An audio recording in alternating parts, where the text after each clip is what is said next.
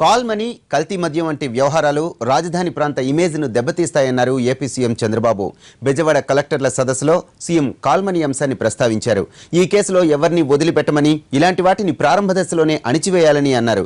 బాధితులు ఎవరూ డబ్బు చెల్లించవద్దని, ఇంకా ఎవరైనా ఉంటే పోలీస్ స్టేషన్లో ఫిర్యాదు చేయాలని సూచించారు. లా అండ్ ఆర్డర్ విషయంలో కలెక్టర్లది కూడా కీలక పాత్ర అన్నారు చంద్రబాబు.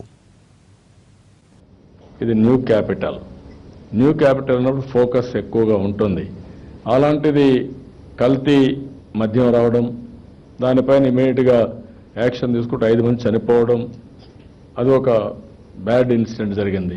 ఇంకా కొన్ని కల్తీలు మొన్నైతే నెయ్యిలో కల్తీ చేస్తున్నా కూడా కొన్ని వస్తే దానిపైన కూడా యాక్షన్ తీసుకునే పరిస్థితికి వచ్చాం.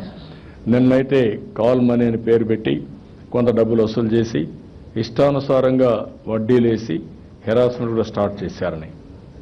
ఇది ఇక్కడ మనం గుర్తుపెట్టుకోవాల్సింది, పోలీసులు తర్వాత కలెక్టర్స్ మీరు అప్రమత్తంగా ఉంటే, డిపార్ట్మెంట్స్ అప్రమత్తంగా ఉంటే ఇవి ఇనిషియల్ స్టేజ్లోనే మనం అరెస్ట్ చేసే పరిస్థితి వస్తుంది. కొన్ని వారసత్వంగా కూడా తయారు చేస్తూ వస్తున్నారు. మీరు కూడా అవుట్ ఆఫ్ బాక్స్ ఆలోచించాలి. ఏదో జరిగిపోయిన తర్వాత మీరు పోస్ట్ మార్టం చేయడం కరెక్ట్ కాదు. Preventive always is better. ఒకవేళ వారసత్వంగా వస్తున్నా మీరు స్మెల్ చేయాల్సిన అవసరం ఉంది.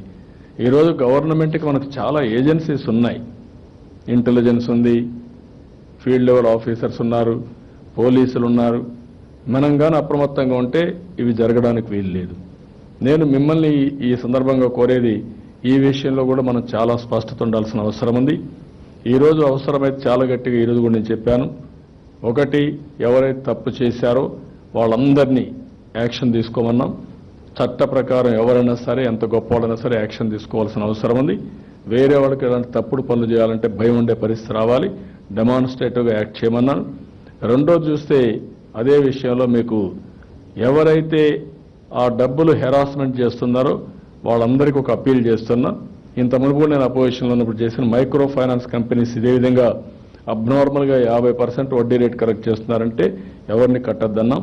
ఇప్పుడు కూడా నేను అప్పీల్ చేస్తున్న పబ్లిక్కి, మీరు కూడా కట్టద్దండి. ఎవరన్నా కానీ వచ్చి బలవంతం చేస్తే మాత్రం వాళ్ళు ఏం చేయాలనో ప్రభుత్వం కఠినంగా శిక్షిస్తాం.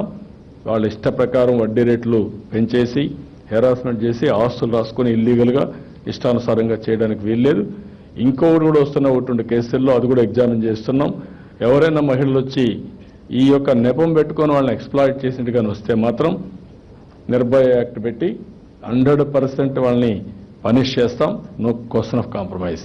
It is a very illegal, it is a very దారుణం.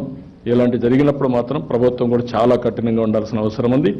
రాష్ట్రంలో ఇలాంటివి ఎవరైనా చేస్తే చాలా కఠినంగా మీరు వ్యవహరించాలి, ప్రభుత్వం కూడా వ్యవహరిస్తాం. It is a reflection for the government. మీరు గుర్తుపెట్టుకోవాలి, ప్రజలు ఏదైనా ఇబ్బందులు వచ్చినప్పుడు అదే మరిగా అలాంటి రాకుండా చేయడం, మన ఏదో వెల్ఫేర్ ఇవ్వడం, డెవలప్మెంట్ ఇవ్వడమే కాదు, రెగ్యులేటరీలో కూడా సమాజంలో ఇలాంటి అన్‌టువర్డ్స్ ఇన్సిడెంట్స్ జరగకుండా చూడడం. ఒకవేళ ఎక్కడన్నా జరిగితే మాత్రం చాలా హార్ష్గా వెళ్ళి మిగిలిన వాళ్ళు ఎవడన్నా తప్పుడు పనులు చేయాలంటే భయపడే పరిస్థితి తీసుకురావాల్సిన అవసరం ఉంది. I'm very clear in this. ఇది కూడా మీరు గుర్తుపెట్టుకోవాల్సిన అవసరం ఉంది. ఇది చేయకపోతే మాత్రం అది ఒక బలహీనతగా తీసుకొని ఇష్టానుసారంగా తయారయ్యే పరిస్థితులు వచ్చారు.